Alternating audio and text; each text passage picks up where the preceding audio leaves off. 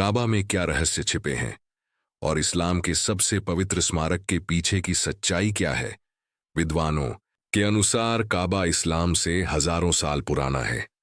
जब ज्यादातर लोग काबा के बारे में सोचते हैं तो उन्हें इस्लाम याद आता है, लेकिन इस्लामी परंपरा के अनुसार यह पवित्र संरचना पैगंबर मोहम्मद के समय से बहुत पहले से मौजूद थी।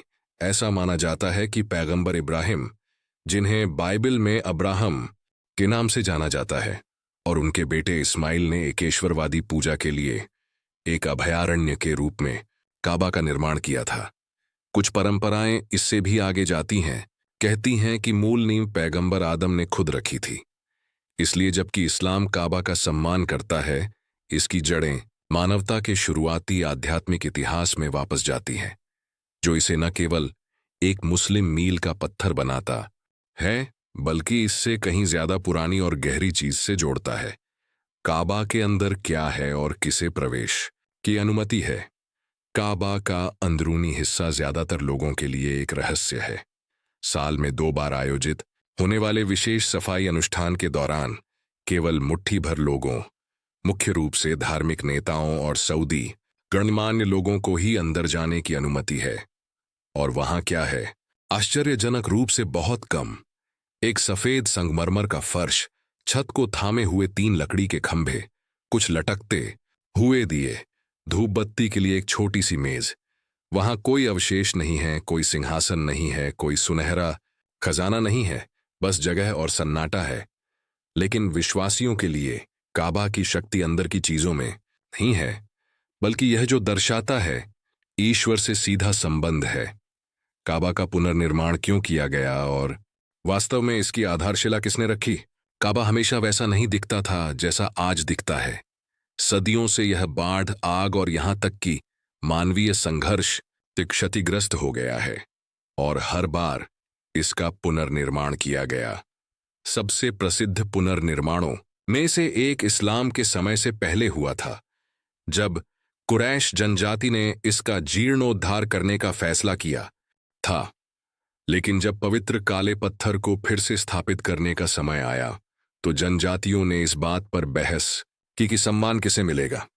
तभी एक युवा मोहम्मद, जो अभी तक पैगंबर नहीं बने थे, ने एक समाधान प्रस्तावित किया। पत्थर को कपड़े पर रखें और प्रत्येक आदिवासी नेता को इसे एक साथ उठाने के लिए कहें। यह एक छोटा सा कार्य था, लेकिन इसने उस बुद्धिमत्ता और कूटनीति को दिखाया जो बाद में उनके नेतृत्व को परिभाषित करेगी। काबा में जड़े काले पत्थर का रहस्य क्या है? काबा के सबसे रहस्यमय हिस्सों में से एक काला पत्थर है, जिसे अल हिज्र अल असवद के नाम से जाना जाता है, जो संरचना के पूर्वी कोने में स्थित है। तीर्थयात्री हज के दौरान इसके 7 चक्कर लगाते हैं और कई इसे छूने या चूमने की कोशिश करते हैं। लेकिन यह वास्तव में क्या है? इस्लामी मान्यता के अनुसार यह पत्थर स्वर्ग से उतरा है, मूल रूप से सफेद। यह समय के साथ इसे छूने वालों के पापों को अवशोषित करने से काला हो गया। यह अब टूट गया है और चांदी में जड़ा हुआ है, जिसे सदियों की भक्ति ने पहना है। और जबकि इसकी उत्पत्ति ने आध्यात्मिक विस्मय से लेकर पुरातात्विक जिज्ञासा तक सब कुछ प्रेरित किया है, इसकी असली शक्ति इसका प्रतीक है, दया, क्षमा और ईश्वर के निकट होने की मानवीय लालसा। क्या काबा का कोई खोया हुआ हिस्सा साफ नजर आता है?